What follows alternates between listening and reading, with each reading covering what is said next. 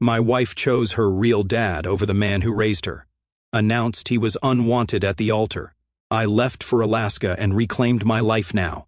The steak was still bleeding on the plate when she said it. We weren't fighting. We weren't even talking.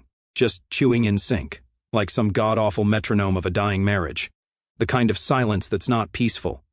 It's surgical, cold, clinical, like two strangers waiting for test results they already know are bad. Mid-chew, she pushed her plate an inch forward, just enough to make the silverware clatter, and stood up so quickly her chair screeched against the tile. That sound alone was violent. It sliced the air like she'd been rehearsing it in her head for weeks, maybe months. I've had enough. No context, no wind-up. Just that. I remember how the gravy on her potatoes had congealed, how the ice in my glass had melted into a lukewarm puddle around the bourbon I hadn't touched. I set my fork down carefully, like it was made of glass. Looked up. Her lipstick was perfect. Not a smudge. I remember thinking she dressed up to destroy something. And then I said it. Finally. One word. No sarcasm, no volume, just release. Good. She blinked, thrown, like I'd stolen the punchline of a joke she thought only she knew. Then she scoffed, cocked her hip like a lawyer mid-cross-examination, and delivered the line she'd probably been saving like ammunition. I'm not asking, I'm telling you I'm done. I found someone who sees me. There it was. Sees me. The line from every cheap affair novel with a torn bodice on the cover. She wanted me to beg, rage, cry, do something that would make her feel like she still mattered to me in some twisted way. But I didn't. I just nodded once and stood up slowly, brushing non-existent crumbs from my pants like I was done with a meeting. Then I said, I'll load the dishwasher. I didn't ask who he was. I already knew it wasn't a stranger. Jade was methodical, calculated. She'd test the water before she ever jumped. She stared at me like she was waiting for the rest. Maybe an insult, a tearful plea, even a cruel jab. But there was nothing. Not because I was numb, but because I'd already been grieving this marriage in secret for years, quietly like a man watching his favorite bookstore turn into a vape shop. As I loaded the plates, she stood there a moment longer, then turned and walked out, heels tapping like gunfire across the hardwood. I remember the sound of the front door, not the slam, the click, intentional, final. I stood at the sink watching the water run over the plates and realized something odd. The smell of her perfume still hung in the air, but it was already starting to fade, just like her. And still I didn't feel heartbreak. I felt the first flicker of something else. Freedom. No. Calculation. She thought she had just ended the story. All she did was start mine. She was gone by Friday. Not a word to her parents. Not a call to her daughter. She just vanished from the house, like it had been a hotel room she'd overstayed. The only proof she'd ever lived there was the faint perfume residue on the curtains and 3 empty hangers spinning in the closet like some Hitchcockian afterthought. She didn't leave a note. She left a Spotify playlist. New chapter, new me. I found it accidentally when her old iPad auto-synced in the kitchen. First track, Girl on Fire.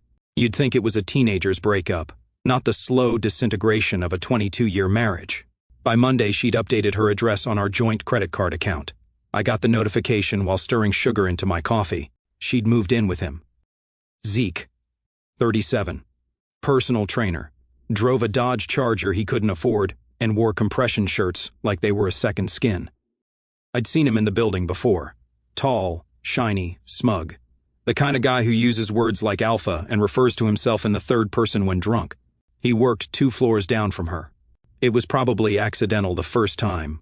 Coffee run, elevator chat, protein shake advice, then gym nights, then networking mixers, then hotel receipts for corporate retreats in nearby towns with no conference centers. She thought she was subtle. She wasn't. You don't start wearing silk lingerie on business trips for the networking. You don't suddenly care about squats and spin class when you used to call yoga cult stretching. And most of all, you don't text your husband working late from a Marriott at 11:47 p.m. with a wine glass in the frame. Not unless you're sure he's too old, too slow, too checked out to notice. Jade told her friends I was sweet but stagnant, said I was like an end table, reliable, decorative, and completely inanimate. She wanted fire. Zeke was fire. Funny how she forgot fire burns down everything it touches. I didn't call her, didn't rage text, didn't even delete the Spotify playlist. I left it there, song by song, like evidence in a trial she didn't know she was on trial for yet. Instead, I went upstairs, poured a scotch, and took out the business card I'd been holding on to for 3 years. Back, when I'd helped a buddy get through a vicious divorce. The lawyer had said, "If you ever need to protect your future, call me quietly." So I did. Next morning, 8:03 a.m., I was in a dark oak office, across from a woman who wore navy-like armor and smiled like a chess player 3 moves from checkmate. She listened, took notes, asked 2 questions. "Are you sure this is the path you want to take?" And, "How quiet do you want to be?" I said, silent. "Until the end."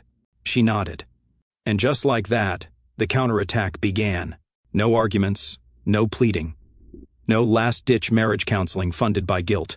Jade thought she'd taken the wheel and floored it. She didn't realize I'd already mapped the exits and greased the brakes. She wanted a reaction. That much was obvious. Within days of moving in with Zeke, Jade's social media turned into a digital cologne ad.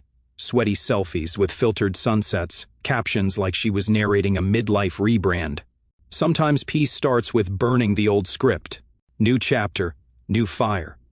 There was even a boomerang of her clinking glasses, with Zeke at some rooftop bar downtown, with a quote, "Choose passion over predictability." I didn't comment, didn't even block her. I watched quietly, the way a hunter watches the animal walk right into the trap it thinks it's outsmarted. My name was still on the deed, still on the accounts, still on everything that actually mattered. And she was out there celebrating like she'd won a custody battle against boredom itself.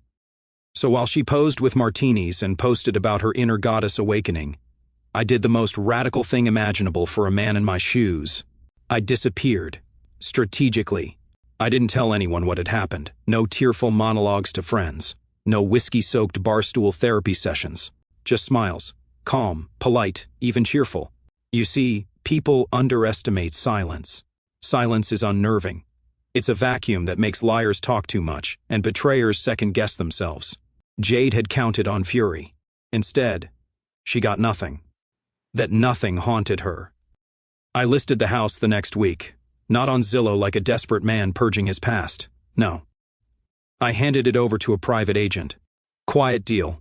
All cash. Gone in days.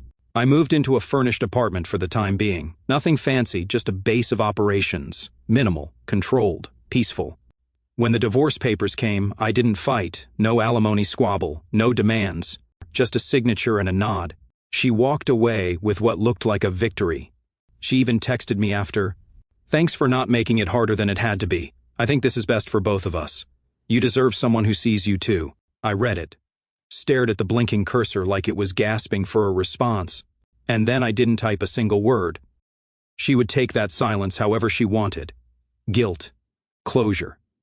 Maybe she'd convince herself I was crushed, that she'd spared me somehow. What she didn't know, and would never suspect, was that I'd already moved my retirement portfolio into a limited trust. That the cabin in Vermont she always considered just a dusty asset had been quietly refinanced into a shell company 2 months before she walked out. That the seemingly joint savings had been split long ago into 2 pipelines, one that trickled into the account she saw, and one that flowed somewhere she never would. Let her think she'd torch the old script. Let her celebrate the bonfire. I'd written a new script already, and the final act, she wouldn't be in it, but she'd sure as hell feel it. She thought she'd taken half. That's the part that still makes me chuckle when I'm sipping coffee on the deck of a cabin she thought was a waste of weekend gas. Or when I open the app that tracks the rental property she never knew existed because real estate bores me. Jade walked out thinking she'd split the pie. In reality, I let her leave with a crust and a smile. It started months before her big I've had enough performance. Not because I suspected an affair, though the signs were there, but because I'd been married long enough to know when someone starts measuring the drapes in someone else's life. She stopped asking about money, and that was the biggest red flag. Jade always had a sixth sense for numbers. Not in a savvy way, more in a, what's mine is mine, and what's yours should also be mine kind of way. She asked about joint savings like she was checking the weather, casual, passing. She never touched the retirement paperwork again. She stopped pretending to care about the Vermont cabin. The shift was subtle, but to me it was seismic. So I played dumb and started moving. The limited trust was the first domino. You'd be amazed how fast a good estate lawyer can restructure your financial DNA when you show up with a calm voice and decades of quiet discipline. Retirement accounts, locked and shielded. The rentals, in her name? Not anymore. Transferred clean and quiet into a trust held by a nonprofit shell I'd co-founded with my goddaughter Danielle 3 years ago. A mentorship initiative, if anyone bothered to ask. The cabin, that dusty little A-frame we bought for leaf peeping back in 2009, retitled, refinanced, and removed from the marital asset list, with the precision of a surgeon. I even sold off one of our older rental units, on paper, at a minor loss to myself, through a holding company. She wouldn't have recognized the paperwork if it danced naked in front of her holding a "You've been played" banner. By the time Jade filed, all that was left was the primary checking account, the house, which I'd already liquidated, and her leased SUV. She walked out of that final meeting thinking she'd kept things fair. That's what she told her sister. That's what she posted in one of those faux humble Instagram captions next to a selfie of her sipping white wine in athleisure. We handled it like adults. Mutual respect and fresh starts. Mutual respect. Please. I respected her enough not to humiliate her publicly. But privately? I dismantled the scaffolding of everything she assumed she'd inherit. She got half of the primary account, because I let it sit fat and untouched for months. She got the car, because she fought for it like it was a trophy. And she got the most dangerous thing you can ever hand someone like Jade. The illusion of victory. She thought she leveled up. But really, she just exited the game while I kept the board, the bank, and the rules. And once the dust settled, I started building something quiet, something clean, something that didn't carry the stink of someone else's compromises. She thought she left a man behind in pieces. All she really did was free up space for the next version of me. And that version didn't play fair. He played smart. The irony? I think she really believed I'd just fade, like a smudge on her rearview mirror. 1 month after she left, I was supposed to be the image of decay, hunched over, nursing scotch for breakfast, still sleeping on our side of the bed. That's the version of me she wanted to exist. The noble, tragic ex, who mourns in silence while she does yoga on a rooftop and tells her new circle, "I hope he finds peace." But grief wasn't what I felt. Clarity, yes. Energy, absolutely. And something else, something surgical, cold, productive. I didn't rebuild out of spite. I rebuilt because I had finally been given permission to evolve. Her departure wasn't abandonment. It was clearance. A full demolition permit, signed and stamped. So I got to work. First, I bought a home. Not a giant flex. Not some ridiculous bachelor pad with LED lights and marble countertops. No. I found a 2-bedroom on a quiet hill just outside New Hope. Quaint town. Killer bookstore. Real neighbors, the kind who knock when they bring you pie, not lawsuits. It had an office with sunlit windows and a garden that didn't beg for perfection. It wasn't a fortress. It was a beginning. Then I handed the reins to someone I actually trusted. Danielle, my goddaughter. 28, MBA. Absolute shark in heels with a heart like polished steel. Jade always underestimated her, called her cute, like that wasn't the most condescending adjective in existence. Danielle had been quietly managing more and more of my side business, consulting for mid-sized logistics companies, while Jade rolled her eyes at every mention of it. She's sweet, Tom, but she still says "like" in meetings. Yeah, well, that sweet girl renegotiated a 5-year contract I'd been stuck in for a decade.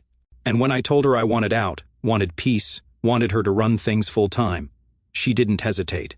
"You finally dumping the anchor?" she asked, then added with a grin, "About damn time, second dad."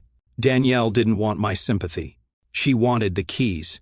And I gave them to her. But the last move, that one was personal. I reached out to someone Jade wouldn't just not expect. She wouldn't believe it if she heard it whispered through 10 people and an anonymous letter. It took one phone call, not long, 10 minutes, maybe less. I remember exactly what I said after the small talk. "I think it's time we caught up. I have a story for you, and a proposition." The voice on the other end paused, just a beat. "Then, send me a time and place." That was all it took. Jade thought I was sulking in the ruins. But I wasn't in ruins. I was in blueprints. She saw a man in his 60s and assumed the clock was winding down. What she missed was this. Men like me, we don't fade. We shed. We upgrade. We go underground. Not to die, but to reinforce. And when we come back up, we don't need to knock. We own the damn door. She thought she was starting her new life. Turns out it was just a layover on someone else's layaway plan. The apartment she moved into with Zeke was one of those high-rise boxy places with quartz counters and fake modern charm. Rented, not owned. Of course, Zeke said buying was a scam by the banks, which was his way of saying, I have debt, bad credit, and a phobia of adult decisions. Jade moved in thinking it was temporary, exciting, like crashing at a lover's den between chapters. But 2 weeks in, the smell of protein powder and Axe body spray no longer screamed passion. It screamed sweaty man-child with delusions of crypto grandeur. Zeke didn't cook, didn't clean, didn't even pretend to look for a place together like she'd fantasized. He just kept his gym schedule, posted shirtless selfies with corny captions like hustle excuses, and played Xbox at full volume while she tried to work remote meetings in the next room. And when she asked about long-term plans, he blinked like she'd spoken in Morse code. Plans? Chill, we're just vibing. But Jade doesn't vibe. She schedules, calculates, curates. Her fantasy was passion, sure, but her actual need was structure. Zeke was a walking chaos app with good teeth and 2 pairs of shoes, both white, both filthy. Then came the messages. She found them one night when he fell asleep on the couch mid-bench press bragging YouTube rabbit hole. His phone buzzed. The screen lit up. She reached for it. Not to snoop, she'd tell herself later, just to silence it. Curiosity is a hell of a drug. The chat was with a woman named Molly. 2 scrolls in. She's got money and regrets. That's all I need, bro. She left her old dude for me, talk about free ride. Honestly, not even fun anymore. But she pays for takeout, so whatever. Jade stared at the screen like it was written in flames. This wasn't a mistake. It was a manifesto. She confronted him the next morning while he flexed in the mirror and complained about his macros. She held the phone up like a badge. He looked at the messages, blinked once, then laughed. An actual laugh. The kind that feels like spit in your face. You left your husband for this, he said, arms folded. Biceps tense like that somehow made the insult sting less. You're not even fun anymore. At least back then you were a good secret. A secret. That's all she ever was to him. An affair, a thrill. Something exciting to whisper about in locker rooms. Not someone to build with. He went back to his shake like it was over. Jade didn't cry, not right away. She packed her work bag, left the apartment, drove aimlessly for an hour, parked in the Whole Foods lot, and just sat there staring at the steering wheel, mouth dry. She had left a quiet man with a steady life, for a loud boy with nothing but abs and a Google Calendar full of chest days. And now she couldn't go back. Not because of pride, because she didn't know who she'd be returning to. She assumed I'd still be waiting, in grief, in mourning, maybe even grateful if she changed her mind. But she hadn't noticed something crucial. While she was chasing spark, I lit the fuse. It came on a Tuesday, one of those boring gray-skied weekdays where nothing dramatic ever happens. Until it does. Her name lit up on my phone while I was reading by the fireplace. A glass of wine in hand, a playlist softly humming in the background. I nearly didn't look. I'd trained myself by then to ignore that particular notification preview. But habit still had its claws. The message was short, neutral, polished. Hey, I hope we can be civil about everything. I miss how peaceful you were. Let me know if you'd be open to coffee sometime. Just to talk. Civil, peaceful coffee. She really thought those words would do the job. No mention of what she'd done. No apology. Not even a sorry for the way it ended. Just peaceful. The word she'd once weaponized against me during arguments. Why are you always so passive, so quiet? Do you even feel things anymore? Now suddenly, that silence she once resented was her siren call. I stared at the screen. Read it twice. Let the message settle like sediment in a glass of water. There was something almost elegant about it, how she was trying to re-enter through the same door she'd slammed shut with heels clicking and her ego on fire. That final sentence, just to talk, that's the one that made me smile. Because just to talk isn't a peace offering. It's a scouting mission. She wanted to know if the bridge she torched had magically rebuilt itself. If the man she left was still standing in the ashes holding out a water bottle. But I wasn't in the ashes. I was across the river, with a new home, new boundaries, and better company. I didn't type a word. Not sure. Not maybe. Not what for. I did exactly what I knew would make her stomach knot. I left it on read. Timestamp clear. Message delivered. Scene. That little gray phrase, read 8:41 p.m., is a scalpel. It cuts quietly, leaves no mess, and says everything without a sound. Because Jade thrived on control, on responses. Even silence from me used to have rhythm. Passive-aggressive pauses followed by reluctant texts 2 days later. She knew the dance. But now? Now she was dancing alone. And deep down, she knew what that meant. No reaction wasn't forgiveness. It was dismissal. It wasn't rage. It was irrelevance. Let her wonder what I was doing, who I was doing it with. Let her imagine me still broken, or maybe worse, indifferent. That message sat there, unopened again in her mind, long after it had been read on my phone. And while she stared at her screen, I just poured another glass of wine and turned the page. It wasn't a revenge dinner. Not exactly. I told myself that when I made the guest list, wrote the emails, picked out the wine, it was a celebration, technically, quiet, elegant. Just 8 people around a long oak table in a home with no ghosts in the walls. But there was one invitation that carried more voltage than the rest. I sent it out of politeness. At least that's what I told myself. Jade, hosting a dinner for a new chapter. You're welcome to join if you'd like. 7 p.m. Thursday. I even put my name at the bottom, though we both knew no one else it could have been from. I figured she'd delete it, maybe show it to a friend and laugh, or worse, misread it as desperation. But that wasn't the play. The play was clarity. You see, closure is a myth people use to keep wounds open. I didn't need closure. I needed to let her see what she walked away from. Not the man she left, but the life she forfeited. I set the table myself. 6 plates, 2 spares, linen napkins. Nothing pretentious, just enough candlelight to make the wine shimmer. I served grilled sea bass, roasted vegetables, and a lemon tart that Danielle insisted we buy from a bakery she swore by. Danielle came early, wearing a navy pantsuit, bringing her new boyfriend, a startup guy with too much hair and great manners. My friend Alan and his wife. My neighbor Ruth, who brought fresh-cut dahlias. People who mattered.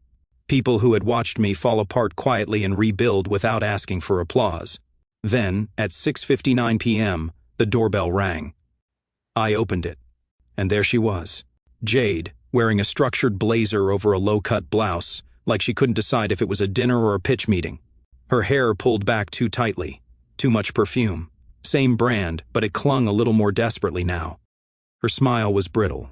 Not the warmth of nostalgia. Just the awkward muscle twitch of someone pretending they belong somewhere they don't recognize anymore. "Nice place," she said, stepping inside like a realtor who didn't get the listing. I didn't offer a tour. She looked around, noticed the framed art on the wall, modern, minimal, no traces of the old house of our things. She walked past the coat rack like she might be looking for a ghost of herself hanging there. Found nothing. And then she saw the guest list. Danielle hugged her, briefly, too tightly. Jade pretended not to flinch. Alan gave her a nod that bordered on awkward. The startup guy didn't know who she was and smiled like a Labrador. Ruth said, "Oh, you must be that Jade," and immediately turned to refill her wine. Jade blinked like someone trying to re-enter a room that had already moved on. "Didn't expect this so fast," she said to me as I handed her a glass of wine. "You were always slow to change." I smiled, warmly, even just a little. "You taught me how quickly people can flip the script." She opened her mouth, then closed it. And then, as she turned to look toward the kitchen, she saw who else was already there. Not a friend. Not a fling. Not family. Someone from her world. Someone with unfinished business. Her smile slipped like paint in the rain. And that was when the real dinner began. She stepped in like she still had a key, like the air would somehow rearrange itself around her, make space, recognize her scent, welcome her back as something more than a ghost in heels. But the house didn't flinch. It was clean, intentional, lived in, but not with the clutter of survival. No piles of unopened mail, no sagging cushions or untouched wine bottles meant to signal I'm doing okay. This place didn't scream recovery. It whispered arrival. The lighting was soft, from real lamps, not overheads. Art hung on the walls. Real art, not mass-produced canvases with inspirational quotes about journeys and storms and sunshine. These were pieces I'd chosen myself. Modern, sparse, confident. She paused in the doorway, looking for something familiar to grab onto. But there was nothing. No photo of us. No framed wedding picture repurposed as a funny memory. No shared souvenirs. Even the scent was different. cedar and citrus. Not the vanilla amber she used to drown the old house in. I saw her nostrils twitch, registering that fact. Perfume, check. Blazer, check. Posture, upright, confident. But the eyes flicked, scanning. She was trying to make it look like curiosity, but it reeked of inventory. "Didn't expect this so fast," she said, slowly making her way to the living room. "You were always slow to change." It was the kind of comment you make when you want someone to feel guilty for improving, framed like an observation, laced like an insult. I handed her a glass of wine, gestured to the seating area where the others mingled, then looked her right in the eye and said, "You taught me how quickly people can flip the script." Her lips twitched. "Just a millimeter. You have to understand, Jade didn't blink easy. She wasn't the flustered type. She played people like chess, not poker. She liked the long game, the performance. But this room, this house, was off-script for her. And she hated improv." She walked slowly past the bookcase, skimming the spines like she might spot something incriminating, some relic of her reign. There was nothing. Just strategy books, memoirs, and a few novels with well-worn spines. No chicken soup for the broken husband's soul. No bitterness framed as enlightenment. She looked back toward the kitchen and froze. Someone had just entered. I saw her shoulders tense. Not visibly, just enough that someone who knew her tells, someone who'd studied them for 20 years, would notice. She covered it fast, turned toward me again. "So, you really started over?" "No," I said, sipping my wine. "I just started." The clink of plates from the kitchen. Soft laughter. Footsteps. Jade glanced over her shoulder, curiosity outweighing caution. And that's when the final guest stepped out, and the air in the room shifted. Jade didn't know it yet, but the ground under her feet was about to collapse. And I wasn't reaching to catch her. The timing couldn't have been better if I'd scripted it. And believe me, I didn't have to. The universe has a knack for poetic timing when your hands stay clean and your ears stay open.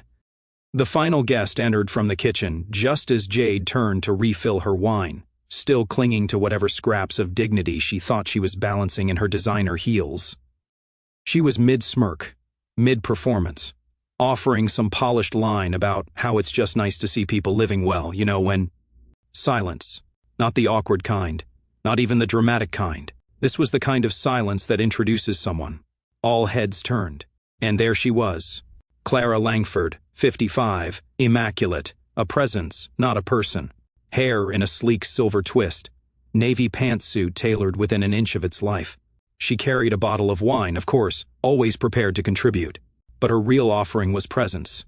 Jade's face stopped existing for a second. It just froze. Blank. Like her software had crashed mid-boot. Clara greeted me first. No hesitation, no awkwardness.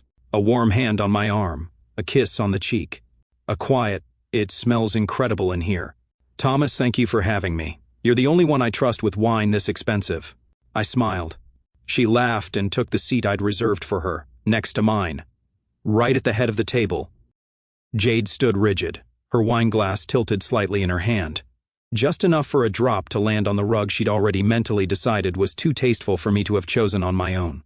"Clara," she said, voice flat, not quite a greeting, more like a reflex. Clara glanced up, cool, casual, maybe even amused. "Oh, Jade, I almost didn't recognize you," she said with that trademark pause, just long enough to sting. "You look different." Jade tried to recover, opened her mouth, maybe to explain the obvious question no one asked, why is she here? But Clara didn't wait. She turned back to me. "This is lovely, so warm. I miss warmth at dinner." I nodded, setting down my glass. "Well, this is the first time in a while where everyone at the table actually wants to be here." Another flicker across Jade's face. Anger, shame, fear.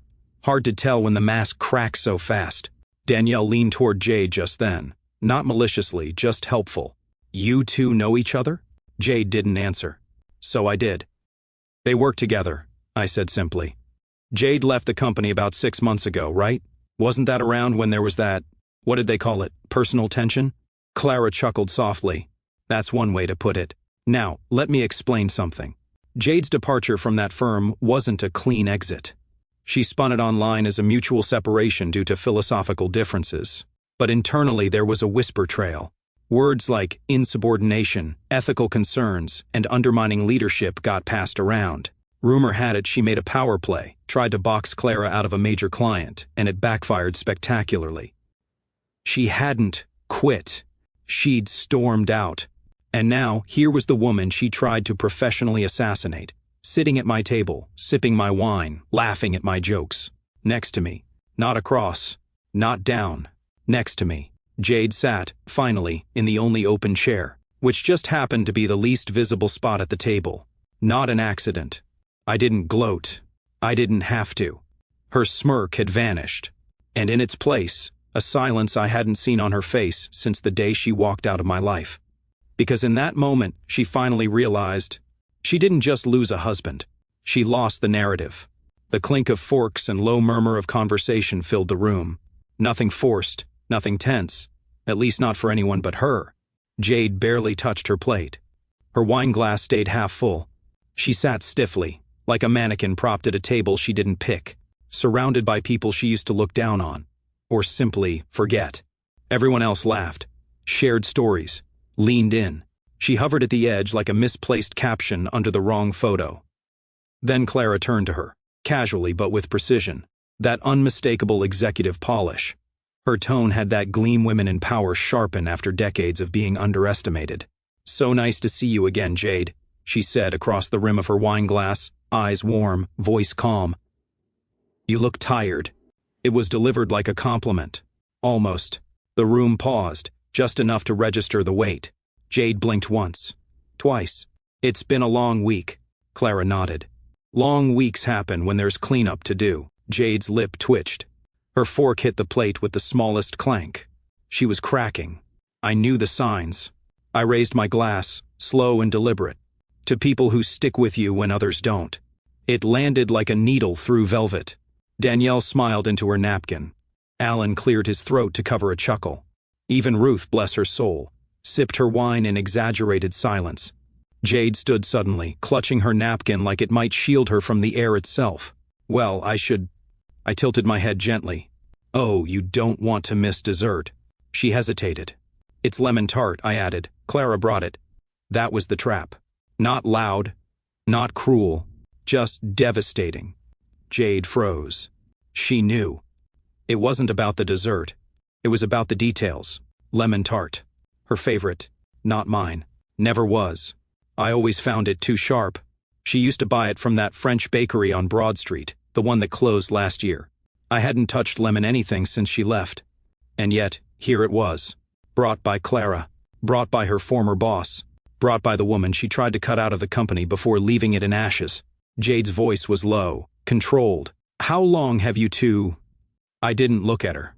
I just folded my napkin slowly and placed it beside my empty plate. "Since the day you left me," I said, calm, even, almost tender. "Turns out," I continued, "when one person walks away, someone better might walk in." She didn't sit back down. But she didn't move either. Her hand gripped the back of the chair, knuckles white, like it might anchor her to something that hadn't been real for a long time. No one said a word. Because there was nothing left to say. Her illusion, this fantasy of a man still broken, still waiting, shattered in front of a table full of witnesses. And the worst part? She'd invited herself. She didn't slam the door. That would have required conviction, some final note of control, some last-ditch display of fire. But there was no fire left. Just the hollow shuffle of heels across the tile, the slow pull of the front door, and a soft click that sounded more like resignation than exit. No goodbyes. No "we'll talk." No parting jab. Just the scent of her perfume trailing behind like an old headline no one read anymore. From the window, I saw her pause at her car. She stood beside it, hand on the handle, staring through the glass. Not at the street, but at her own reflection. Not the confident woman from her rooftop selfies. Not the fire starter from her new chapter posts. Just a woman looking at someone she didn't recognize anymore. She got in but didn't start the engine. Just sat there. Still. Inside, the kitchen hummed with life. Clara was plating the lemon tart, cracking jokes about a silent auction we both knew she'd manipulated the board into winning. Danielle passed around more wine, laughing, animated, absolutely alive. Her boyfriend asked if the tart was homemade. Clara just smirked and said, "Close enough." Alan leaned in and said quietly, "You okay?" I nodded. But more than that, I felt present, anchored, This table, this night, it was mine. Built, not inherited. Chosen, not stumbled into. I poured coffee for Ruth, refilled Danielle's glass, and sat down again. Clara's hand grazed mine as I passed the sugar. It was brief, intentional, familiar. There was warmth here now. And peace. Real peace. Not the brittle, performative kind Jade posted about with filtered beach sunsets and misattributed quotes. Not the kind you get from running fast enough to outrun your shame. This was the kind of peace that stays. I looked at the people around me. These weren't replacements. They were reinforcements. Not new characters cast in a drama I'd lost. Just real people showing up without needing me to explain why I rebuilt, why I stayed quiet, why I never fired back. Across the room, the lemon tart gleamed under the pendant light. I didn't even like lemon. But tonight? It was perfect. And as I lifted my fork, I thought about those words, her parting shot that night at our old dinner table. I've had enough. She meant it to hurt. She meant it to cut me down, to make me feel small, invisible. But what she gave me that night wasn't loss. It was permission. Permission to let go. To strip the rust from my life. To stop fighting for someone who was already halfway out the door. And to build something that, frankly, she never would have understood.